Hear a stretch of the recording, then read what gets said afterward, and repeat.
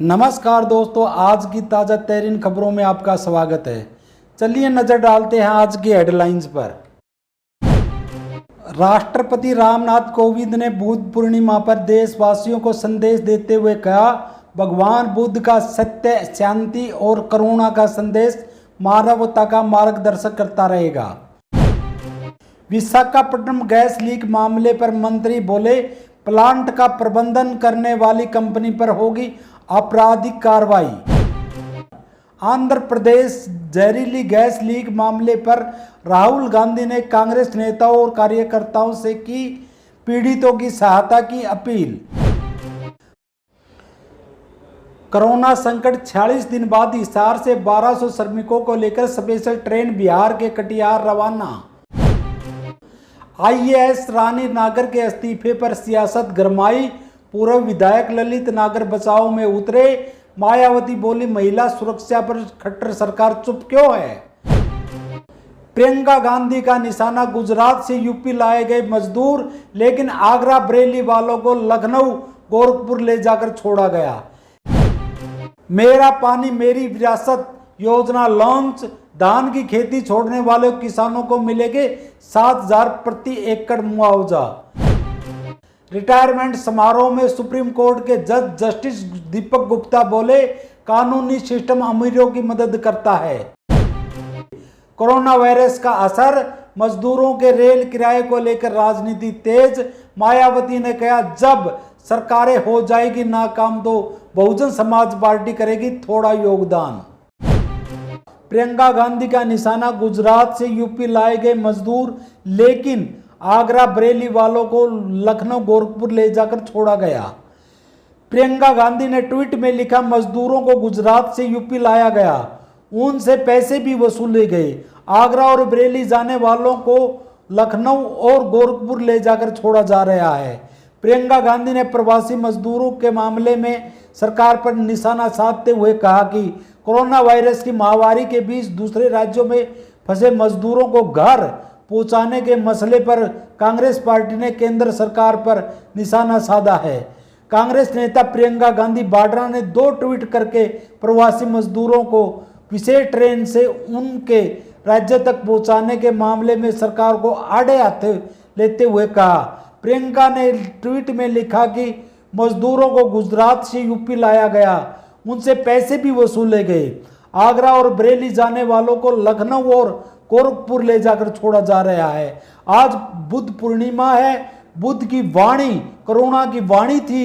प्रवासी मजदूरों के साथ करुणा भरा व्यवहार हो और उन्हें सहारा मिले, यह हमारा प्रयास होना चाहिए। बुद्ध की वाणी करुणा की वाणी थी। प्रवासी मजदूरों के साथ करुणा भरा व्यवहार हो और उन्हें सहारा मिले, यह हमारा प्रयास होना चाहिए। मेरा पानी मेरी विरासत योजना लॉन्च, धान की खेती छोड़ने वाले किसानों को मिलेगा 7,000 प्रति एकड़ मुआवजा। हरियाणा के मुख्यमंत्री मनोहर लाल खट्टर ने मेरा पानी मेरी विरासत योजना लॉन्च की है। उन्होंने किसानों को फसल विविधीकरण को अपनाने पर जोर देते हुए कहा कि डोरक जोन में शामिल क्षेत्रों में धान की खेती छोड़ने वाले किसानों को 7,000 रुपये प्रति एकड़ प्रोत्साहन राशि दी जाएगी। मुख्यमंत्री मनोहर लाल ने कहा कि योजना के प्रचार के लिए जल्द ही वेब पोर्टल बनाया जाएगा, जिस पर किसान अपनी समस्या उठा सकेंगे। उन्होंने कहा कि योजना के पहले चरण में 19 ब्लॉक शामिल किए गए हैं, जिनमें भूजल की गहराई 40 मीटर से ज़्यादा है। इनमें से भी 8 ब्लॉक में धान की रोपाई ज़्यादा है, जिसमें कैथल के सीवन और गुला सिरसा, फतेहाबाद में रतिया और कुरुक्षेत्र में शाहबाद, इस्माइलाबाद, पीपली व बाबेन शामिल है। रिटायरमेंट समारोह में सुप्रीम कोर्ट के जज जस्टिस दीपक गुप्ता बोले, कानूनी सिस्टम अमीरों की मदद करता है, उसी गरीबों की भी सुननी चाहिए। सुप्रीम कोर्ट से बुधवार को रिटायर हुए जज जस्टिस दीपक गुप्ता ने कहा कि सिस्टम का काम करना अमीरों और शक्तिशाली लोगों के पक्ष में अधिक लगता है। यदि एक अमीर व्यक्ति सलाखों के पीछे है तो सिस्टम तेजी से काम करने लगता है। जब कोई गरीब व्यक्ति की आवाज़ उठाता है तो सुप्रीम कोर्ट को उसे भी सुनना चाहिए और जो भी गरीबों के लिए किया जा सकता है वो करना चाहिए। किसी भी परिस्थिति में संस्थान की अखंडता यानी ईमानदारी को दांव पर नहीं लगाया जा सकता। न्यायपालिका को हर अवसर पर उठना चाहिए। मुझे यकीन है कि मेरे भाई जजों के चलते यह सुनिश्चित किया जाएगा कि लोगों को अदालत से जो चाहिए वह मिल जाए। बुधवार को अपने विदाई भाषण में सुप्रीम कोर्ट के जज जस्टिस दीपक गुप्ता ने उक्त बात कही।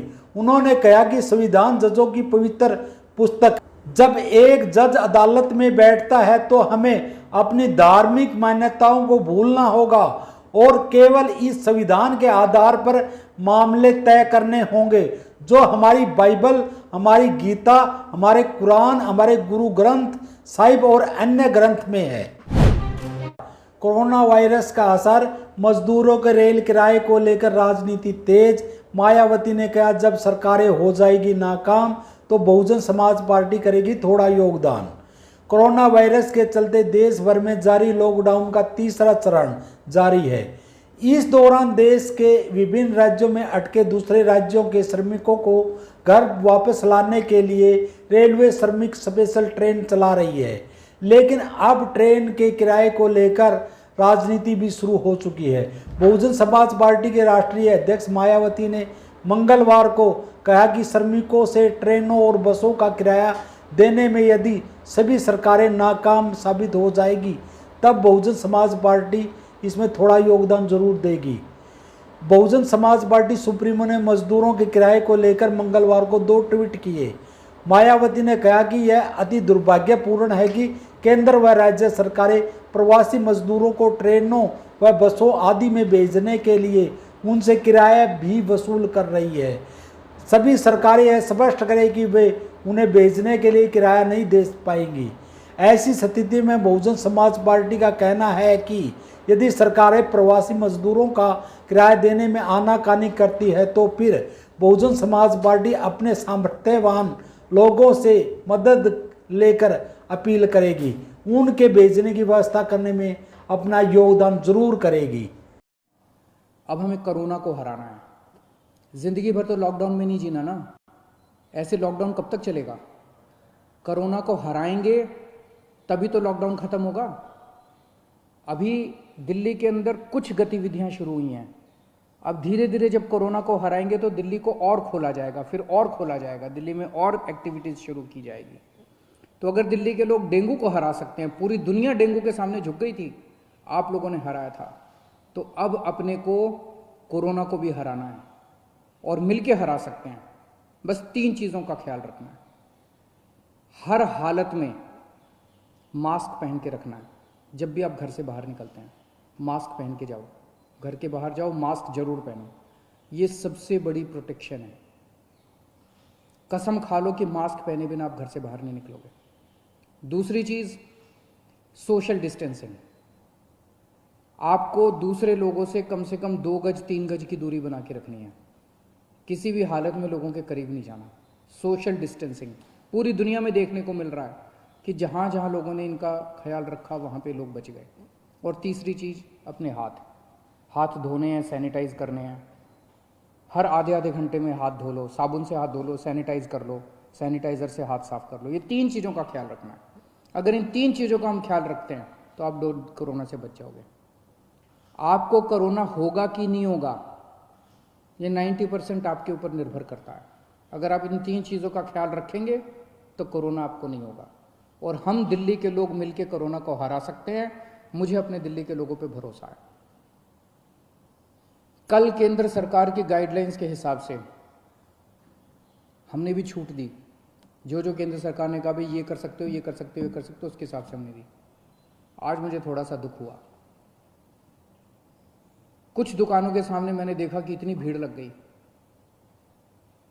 लोग सोशल डिस्टेंसिंग फॉलो नहीं कर रहे थे। कुछ दुकानों के सामने अपने लोग बहुत अच्छे हैं, दिल्ली के लोग बहुत अच्छे हैं, लेकिन कुछ जगहों पे लोगों ने सोशल डिस्टेंसिंग नहीं मानी, भगदड़ मच गई।